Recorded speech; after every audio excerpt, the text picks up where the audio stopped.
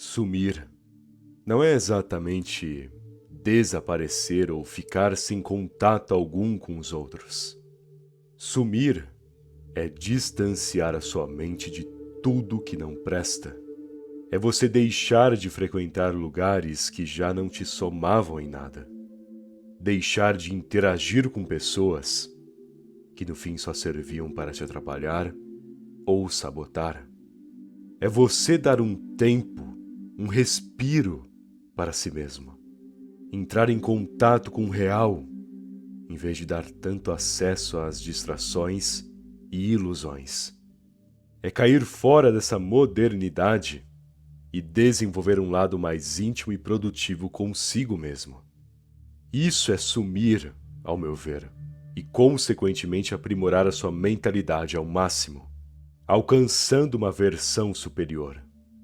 Quer saber mais sobre isso?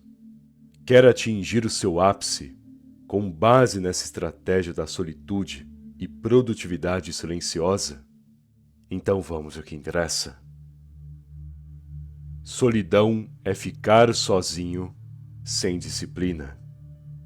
Se você está só, ótimo, você tem um potencial a cumprir.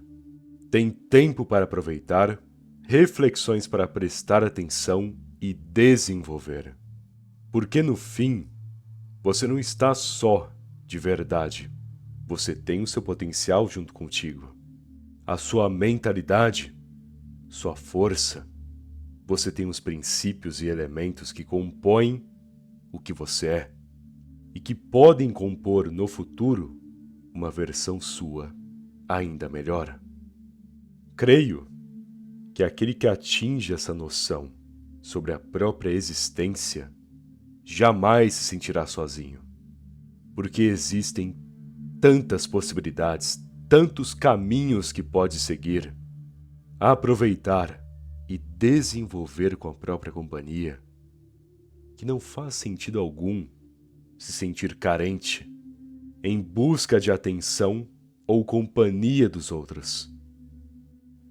A realidade é que quando você não aguenta ficar longe das pessoas, quando você tem essa carência e se sente solitário, é porque não existe propósito nenhum em você. Já que caso tivesse propósito, nem pensaria em outras pessoas. Você pensaria no seu melhor. O seu foco seriam seus ideais e ações. O resultado que obteve no dia, o potencial que adquiriu, as reflexões que passaram pela sua mente e os erros que deve corrigir. Você teria a si próprio para trabalhar e se distrair. No entanto, quando não há um propósito, quando você nem sequer valoriza a sua existência, é aí que a solidão domina. É como um receptáculo vazio. Será preenchido por qualquer coisa e servirá a essa utilidade de apenas se preencher com algo. Esse será você sem uma visão de vida. Você estará vazio e será preenchido pela primeira coisa que sentir, que em boa parte dos casos é a solidão. E com ela surgirá a carência, as fraquezas, os problemas psicológicos, a instabilidade emocional. Quem sofre dessa situação atualmente, quem está aí solitário, desesperado por alguém ou por algum pingo de atenção no geral, pode reparar. Normalmente são pessoas que ficaram meses sem avançar com a própria vida e por isso reagem agora dessa maneira. Pois nossas mentes enlouquecem quando não há um ponto a ser alcançado. Quando tudo que faz é ficar à toa, acostumando mal o seu corpo, procrastinando, ficando na preguiça e definindo o que fazer somente com base nas tendências do que está ao redor e não com princípios próprios, a mente enlouquece porque ela não é feita para isso. A consciência é feita para se movimentar, avançar, desenvolver. E quando não existe nenhum desses processos e progressos na sua vida, você para de pensar direito, Porque não existem mais cronogramas, nem objetivos, nem nada que te mova para valer. Nada que te inspire a ser quem você de fato é. Os gênios e grandes nomes da história, por exemplo, muitos passaram meses estudando em um quarto, sem companhia de ninguém. Outros guerrearam ou discursaram, elaborando métodos e psicologias únicas, onde nenhum outro ser da época o compreendia. Essas pessoas, conhecidas como visionárias, passaram talvez a vida inteira sozinhas, às vezes literalmente, e às vezes porque ninguém as entendiam. E mesmo assim, obtiveram a grandiosidade, em vez de carência e fraqueza. E por quê? Como? Eles tinham um propósito, tinham a disciplina, tinham algo em suas vidas que as faziam se sentir vivas e inspiradas todos os dias, sem exceção, e com total competência sempre, em cada ato. Logo, é disso que precisa para organizar a sua vida e colocar as coisas em ordem finalmente. Você tem que sumir por um tempo, se afastar, se distanciar do que é desnecessário. Mas não adianta só se afastar. É necessário ficar sozinho e encontrar os seus pontos de interesse e o propósito em si. É necessário construir o seu rumo conforme entende melhor quem você é e o que de fato quer. E já logo de início, desenvolva a disciplina. Estipule um número de páginas para ler diariamente. Organize e limpe o seu quarto, o seu canto. Trabalhe sem reclamar, sem interromper a mente com besteiras, e estimule o raciocínio. Todo dia cumpra essas tarefas, faça o básico, porque isso te define a ordem. Isso ensina a sua mente a se movimentar com clareza e organização, o que de pouco em pouco estimula a disciplina e naturalmente você seguirá os passos corretos, sem dúvidas. E tendo essa disciplina, reconhecendo seu propósito enquanto domínio básico, você ficará sim sozinho, mas nunca mais se incomodará com essa questão. Porque quando você expulsa o vazio de si mesmo e coloca disciplina e ordem para te preencher, não existirá mais necessidades tolas, nem ideias erradas e nem erros consecutivos. Existirá apenas uma mentalidade firme e com uma visão com um ponto a ser alcançado. E quando você é preenchido por uma meta única, quando você se move diante das virtudes e valores, as coisas começam a fluir com mais seriedade. E é disso que precisa agora mais do que nunca, creio eu. Levar a sério a vida e você mesmo. Se livre das influências externas. Se você não tomar cuidado, será influenciado pelos outros. As dúvidas alheias irão te emperrar. As opiniões farão você duvidar de si. E a falação, ou críticas no geral, te deixará desanimado. Só que por que você daria tanta atenção para o que os outros falam? Isso que às vezes você olha para o tal parente que te critica e não há um pingo de sucesso nessa pessoa. É até visível esse fator. Todo frustrado com o rumo que a vida dele levou, sem muito a dizer sobre quem é. Talvez nem saiba quem é, porque nunca definiu um autoconhecimento. E essa pessoa, nesse nível de vida, mesmo depois de anos vivendo, essa pessoa realmente terá voz para você? Você levará em conta o que ela acha do seu plano? A realidade é que você não só não deveria escutar, como talvez nem deveria contar o seu plano para gente assim. E esse é o ponto, sabe? Vira e mexe você vaza detalhes pessoais ou profissionais à toa. Ou fala demais em uma conversa, opinando em exagero. Ou não se contenta com a alegria de algo dar certo, e com isso já entrega todo o resto do que você planejava. De qualquer forma, cuidado com essa exposição. Ainda mais quando as pessoas ao seu redor têm essa tendência de te atrasar ou te fazer duvidar de si mesmo. Pois, como eu te disse, tem pessoas por aí que nunca conquistaram nada e talvez o objetivo delas agora é fazer com que você não conquiste também. Tem gente que só porque tem uma vida difícil acredita que todo o resto tem que sentir na pele o mesmo que ela sente, sem que perceba que tudo que ela passa é total culpa dela, da mediocridade que ela estabeleceu. Enfim, analise bem essas pessoas que te criticam e que tentam te perturbar, porque dependendo de quem são e das suas vidas no geral, o que resta é ignorar, e apenas ignorar. Mas, pegando outro exemplo, e se for uma pessoa que ama? E se é alguém que você gosta? É aí que mora o problema em muitos casos. Porque os nossos sentimentos podem nos enganar facilmente. Com base no que a pessoa nos proporciona, com base nas memórias que você tem com ela, jamais pensará com clareza. Terá sempre aquele pingo de emoção, afetando seu julgamento, ocultando a sua razão diante dessas situações e interações.